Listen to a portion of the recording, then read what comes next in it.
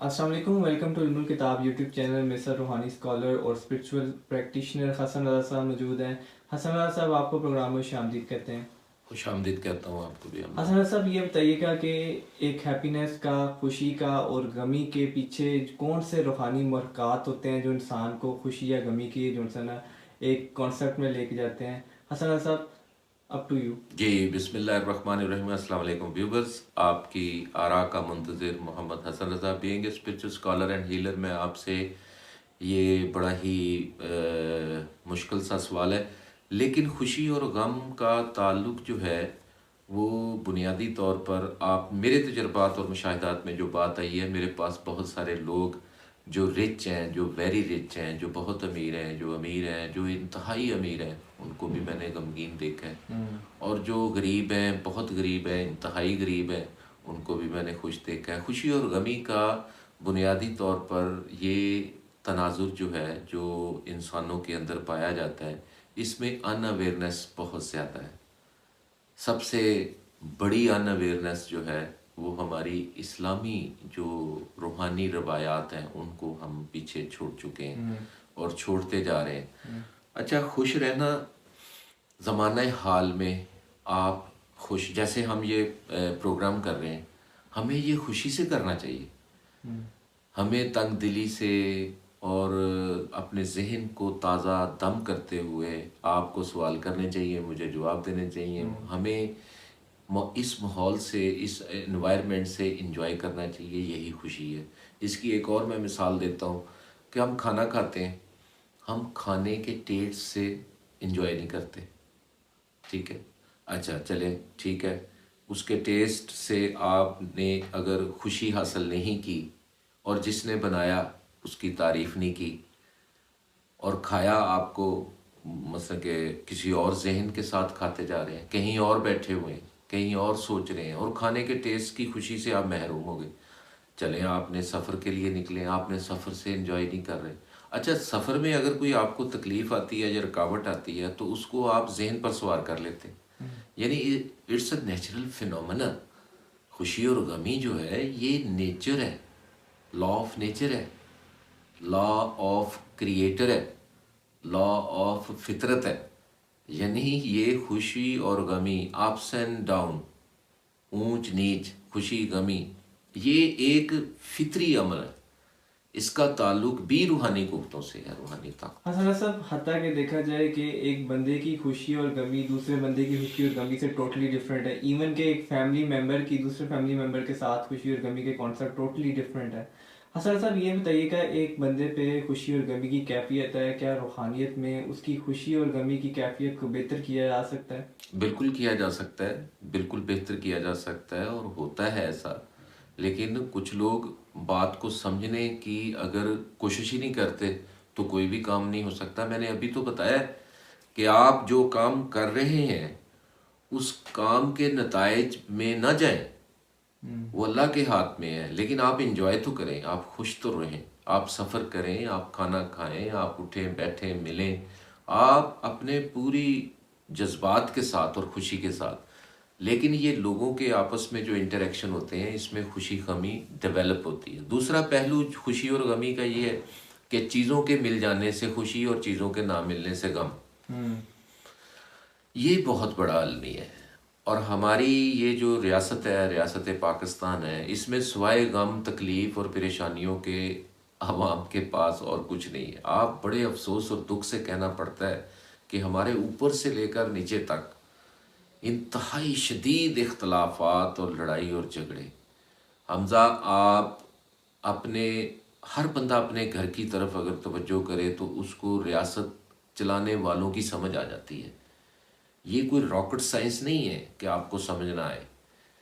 ये इसी तरह ही है कि हर घर में जब नाइतफाकी है, किसी एक पॉइंट पे हम इकट्ठे नहीं होते, तो इसी तरह ये देख लें, आज हमारे हुक्मा जो हैं, जो हमारे रियासत को चलाने वाले लोग जो हैं, वो भी किसी एक नुक्ते पर इकट्ठे नहीं होते, तो कैसे खुशी आएगी? क्योंकि खुशियों का ताल्लुक चीज़ों के मिलने से है और गमों का ताल्लुक चीज़ों के खो जाने से और ना मिलने से है। हालांकि अल्लाह ताला ने किसी को भी महरूम पैदा नहीं किया। अल्लाह ने किसी को महरूम पैदा नहीं किया, और एक को दूसरे के लिए मिसाल बनाया और एक को दूसरे के लिए इबरत भी बनाया। हम ना तो दूसरों को देख के इबरत हासिल करते हैं, ना दूसरों से कोई मिसाल लेते हैं। हर बंदा अपने आप को वो मास्टर समझता है, लीडर समझता है। हर बंदा अपने आप को मास्टर समझता है। हसन साहब, इसमें मैं एक चीज़ ऐड करूंगा कि आपने बहुत ही जो है ना सही कहा कि हर कोई बंदा, हर पाकिस्तानी जो है ना किसी परेशानी का शिकार है। बिल्कुल। इवन कि जब आप बाहर जाते हैं तो देखते हैं कि एक बंदा जा रहा है, गमगीन जा रहा है, सर नीचे जो है ना फेंक के, किसी ना किसी सोच के ऊपर, किसी ना किसी परेशानी का शिकार है। लेकिन हम जब बात करें कि एक इस्लामी कंट्री होने के बावजूद भी हम जो है ना ये रूहानी तरीके से इनका इलाज जो है हम नहीं कर पा रहे, क्या वजह है? देखिए, एक तो बताने वाले में वो तासीर नहीं है, वो असर नहीं है, और एक पूछने वाला इतना अटेंटिव और मुखलिस नहीं है। अगर आप चाहते हैं कि आप हमेशा अपने रोज़मर्रा की ज़िंदगी के जो मामूलात हैं उसमें खुश रहना, तो आप या रहमानो या रहीम, या रहमानो या रहीम, या अल्लाह या रहमानो या रहीम का जो ज़िक्र है, इसको जितना कर सकते हैं आप करते रहें। और इंशाअल्लाह ताला इस अस्मा जो अल्लाह के सिफाती नाम है, या अल्लाह या रहमानो या रहीम, रहमान और रहीम, यानी ये ऐसे उसके सिफाती नाम हैं। इन सिफाती नामों के साथ जो अल्लाह की ताकत चल रही है, वो आप पर जब पड़ेगी तो आप अपने रोज़मर्रा के मामलात में खुश रहने लग जाएंगे और आपको तरोताज़गी महसूस होगी। और जो भी आपके वसाइल हैं और जो भी आपके मसाइल हैं, उस मसाइल और वसाइल में रब्त आ जाएगा, ठहराव आ जाएगा, और आपके अंदर कनायत पैदा होगी, सब्र पैदा होगा और शुक्र पैदा होगा। यही इस्लामी रवायात हैं और यही इस्लामी तरीका है। ये वजीफ़ा समझ के करें या अल्लाह का ज़िक्र समझ के करें, किसी भी तरीके से खुलेआम ये करें, दिल में गुनगुनाते रहें, जहन में इसको चलाते रहें और अपना काम करते रहें। इन अस्मा की बरकत से आप कोई भी काम करेंगे उसमें आपको राहत मिलेगी, खुशी मिलेगी, सुकून मिलेगा। हसन साहब, अगर जो बंदा सैड है, खुशी की तो हमने बात कर ली, अगर एक बंदा सैड की कैफियत में है तो उस बंदे को ये जो गमी की कैफियत है इससे कैसे बाहर निकाला जाए? देखिए, गम से मैंने पहले भी बताया है कि जिन लोगों को ज़िंदगी में कोई चीज़ हासिल नहीं हुई, मसलन एक बंदा बीमार भी है, जिस्मानी बीमार भी है, ज़हनी तौर पर भी बीमार है, फिर उसकी ज़िंदगी में कुछ ऐसे वसाइल हैं रिज़्क़ के कि रुपया पैसे की कमी है, शादी नहीं हुई, अगर हुई है तो बच्चे नहीं हैं, हर तरफ रुकावट, हर तरफ मसाइल। ऐसा बंदा जो सुबह से शाम तक, सुबह उठने से लेकर रात सोने तक मसाइल में रहता है, परेशानियों में रहता है, तकलीफ़ों में रहता है, दुखों में रहता है, कभी अपना गम, कभी दूसरे का गम, कभी बहन का, कभी भाई का, कभी माँ बाप का, कभी मसलन के अपनी अगर औलाद है तो औलाद का, औलाद की नाकामी का।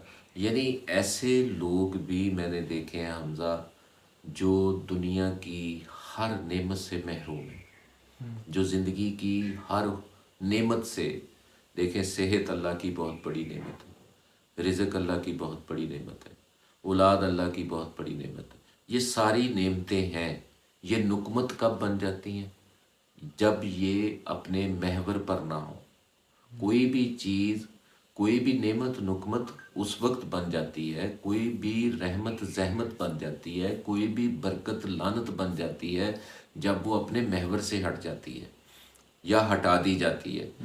तो ये गमगीन रहना सिर्फ़ और सिर्फ अपने महवर से हटकर आप मेहनत करते हैं, तो इसलिए चीज़ों से आप लुत्फ़अंदोज़ नहीं हो रहे। बहुत सारे लोग डी ट्रैक होते हैं, डीरेल होते हैं, या कर दिए जाते हैं या हो जाते हैं, क्योंकि उनके ऊपर ऐसी शैतानी कुव्वतों का, नेगेटिव लहरों का गलबा होता है कि वो जब भी फैसला करते हैं उनसे गलत होता है। ये कुव्वतें फैसला गलत करवाती हैं, गलत रिश्ते करवा देती हैं, गलत बिजनेस करवा देती हैं, गलत जॉब शुरू करवा देती हैं, गलत मकान बिकवा देती हैं। ये कुव्वतें रूहानी जो नेगेटिव लहरें हैं, ये इंसानी बाज़ लोगों के साथ सारी ज़िंदगी मनफी कुव्वतों का गलबा रहता है, नेगेटिविटी का गलबा रहता है। फैसला करते हैं, गलत कर देते हैं, और जब कोई स्टेप लेते हैं गलत। ये पीछे रूहानी कुव्वतों का, इनका तज़किया, इनका तस्फिया, इनकी कटाई, इनका तोड़ काट, जब तक नहीं होता तब तक फैसले अच्छे नहीं हो सकते। जी बहुत शुक्रिया आपका हमज़ा। बहुत शुक्रिया सरार साहब आपका भी।